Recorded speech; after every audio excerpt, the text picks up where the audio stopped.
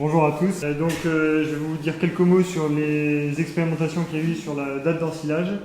C'est moi qui prends la parole aujourd'hui. C'est une présentation qu'on a discuté et réfléchi avec Pierre et Domiti et qui a aussi été évidemment portée par les agriculteurs qui ont participé à ces essais, dans la Loire, Loire-Atlantique et dans le centre. De suivi avec comme objectif deux objectifs finalement dans cette expérimentation, à la fois dans un premier cas déterminer la date d'ensilage optimale pour les maïs populations dans les différentes fermes. Donc il y avait différentes fermes impliquées et dans chacune des fermes des variétés différentes.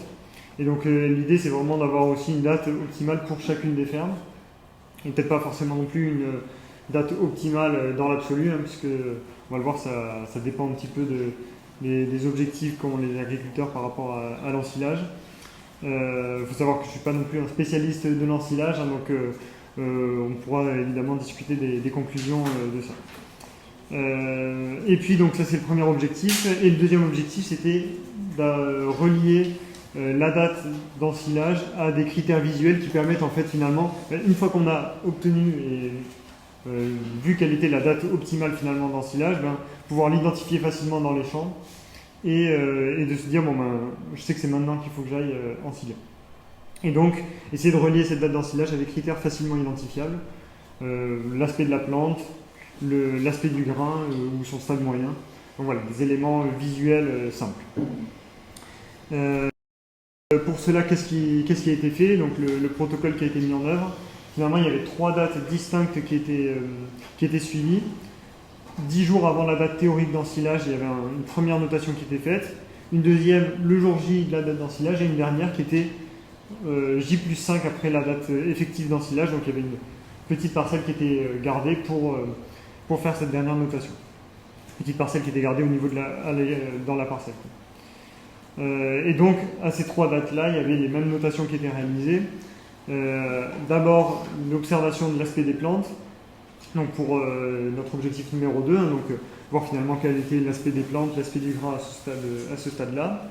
Un prélèvement de 10 mètres carrés de plantes qui était broyé, type broyeur de jardin, pour simuler finalement un ensilage qui était réalisé avec une machine, excepté pour le jour J où là c'était prélevé dans le tas d'ensilage.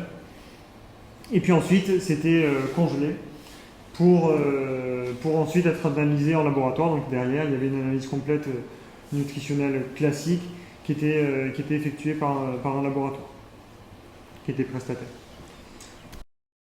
Et donc, sur les 3 années, qu'est-ce qu'on a pu analyser? Il y a 16 échantillons finalement qui ont pu être analysés. Donc, ces échantillons, ça correspond à quoi? À 3 dates, donc les J-10, J et J+5 sur 5, alors j'ai appelé couple variété année, c'est-à-dire une variété sur une année. Donc sur ces 16 échantillons, il y en avait 3 de 2020, une dizaine de 2019 et 3 en 2018, et avec des origines différentes, une dizaine du 44 et 3 pour la Loire et le centre. Et donc différentes variétés aussi, puisqu'on avait 4 variétés différentes sur ces échantillons-là. Déjà ces 3 éléments-là, les années différentes, quand on voit, tout à l'heure on était à l'échelle de la Loire-Atlantique, il y avait des fortes variations de rendement d'une année à l'autre. Donc là, on a donc 3 années différentes, et puis on a 3 territoires bien distincts aussi, et 4 variétés qui sont bien différentes également. Donc voilà, tout ça là on se rajoute de la complexité dans l'analyse des résultats. Et puis il faut rajouter à ça des J+5 qui étaient théoriques, qui allaient de J+5 sur certaines expérimentations et à J+15 dans d'autres lieux. Donc voilà, des variations de protocoles qui ont pu avoir lieu. Et puis des fois, parfois,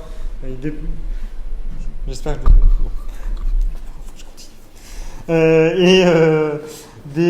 parfois donc certains échantillons pour lesquels on avait des maïs qui s'humidifiaient au cours du temps, donc qui ne suivaient pas forcément la logique d'une diminution de la teneur en matière sèche, d'une augmentation de la teneur en matière sèche au cours du temps.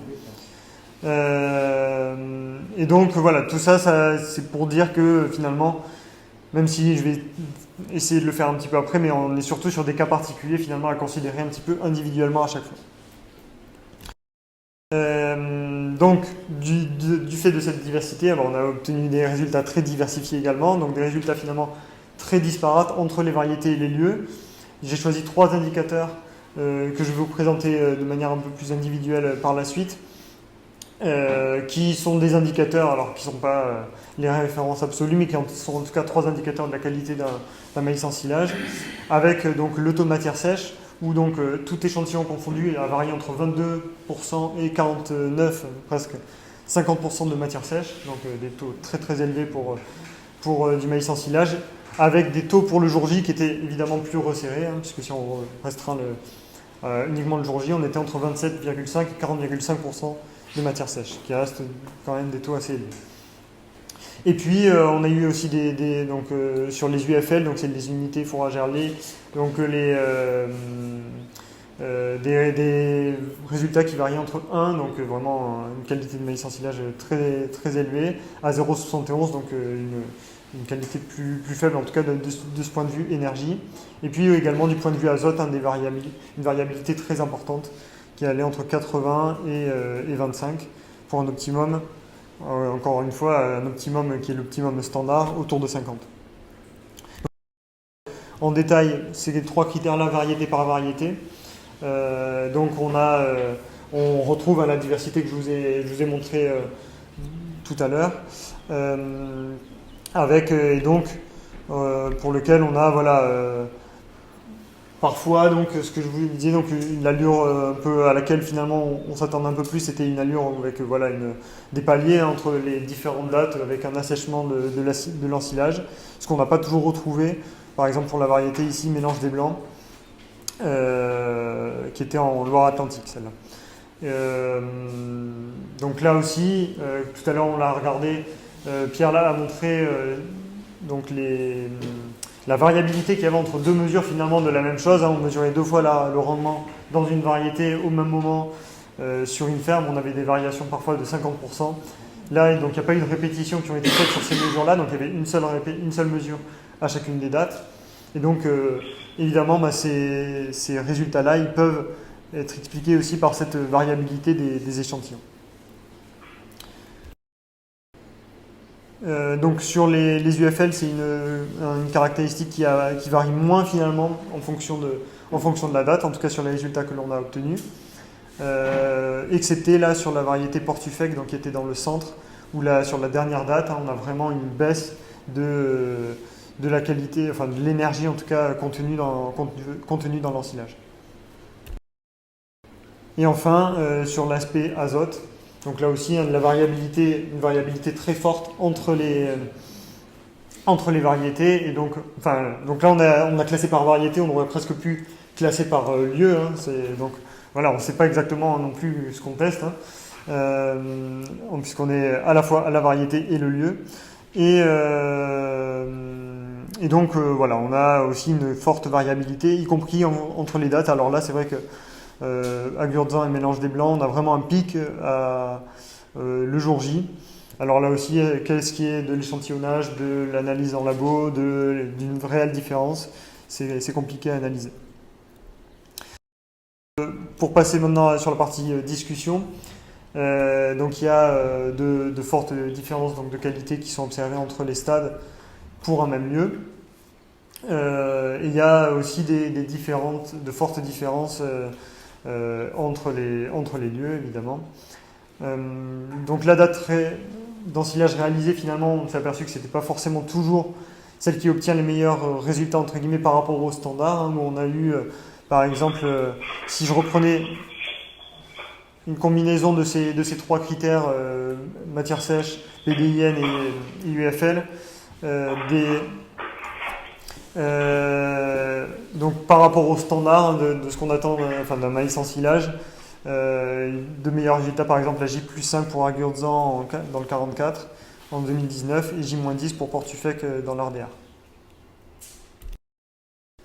Donc maintenant, pour essayer de répondre à nos objectifs, finalement, si vous vous souvenez, l'objectif numéro 1, c'est quelle est la date optimale de l'ensilage pour nos maïs populations. On a finalement trop peu d'échantillons pour pour répondre à cette question-là. Alors il y a des informations individuelles qui sont importantes et je pense qui en tout cas je l'espère, ont servi au collectif et aux agriculteurs qui ont participé.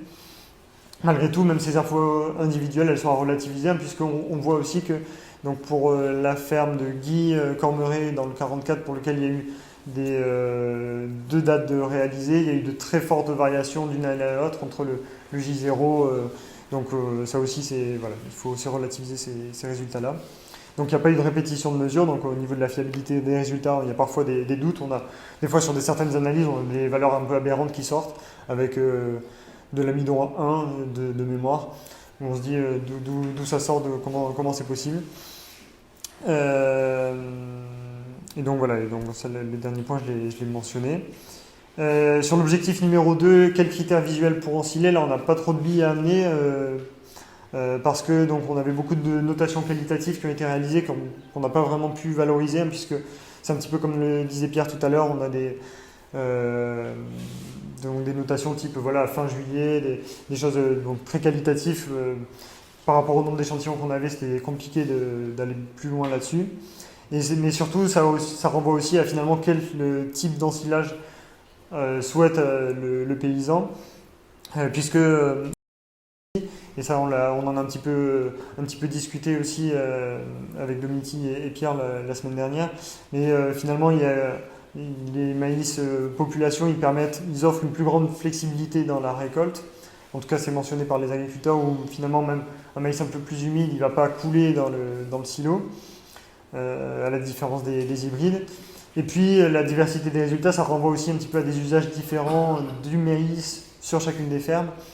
Où, alors je ne sais pas si je connais malheureusement pas suffisamment les fermes, mais voilà, est-ce que c'est le fourrage principal de l'exploitation? Est-ce que c'est plus utilisé en tant que concentré, vraiment en complément dans la ration de base? Donc ça c'est du coup forcément les agriculteurs ne cherchent pas la même chose, hein, si l'usage du maïs est différent. Et donc du coup ça nécessite aussi d'analyser plus globalement la ration et puis même peut-être plus globalement le système fourrager de l'exploitation pour pouvoir aussi repositionner ces résultats dans un contexte un peu plus global et pas uniquement focalisé sur les analyses. Et donc en conclusion, malgré tout, il y a eu peu autour de cette expérimentation, mais il y a eu finalement peu de fermes impliquées. Enfin, en tout cas, on a eu assez peu d'échantillons finalement. Il y a eu peu de discussions aussi entre les groupes. Ça, c'est quelque chose qu'on a relevé. Peut-être que Domiti, tu souhaiteras compléter. Mais du coup, c'est vrai qu'il n'y a pas forcément eu cette dynamique collective autour de cette expérimentation-là. Malgré tout, voilà, c'était un support d'animation, de discussion. On l'a mentionné, alors notamment dans le 44, mais j'espère que ça a été le cas ailleurs. Et voilà. Et dans tous les cas, ça questionne plus globalement voilà, l'usage du maïs dans les fermes, parce que quand on voit des résultats d'ensilage avec de telles disparités, ça questionne aussi sur comment est utilisé l'ensilage dans les fermes. Et là, on n'avait pas forcément les billes pour aller plus loin.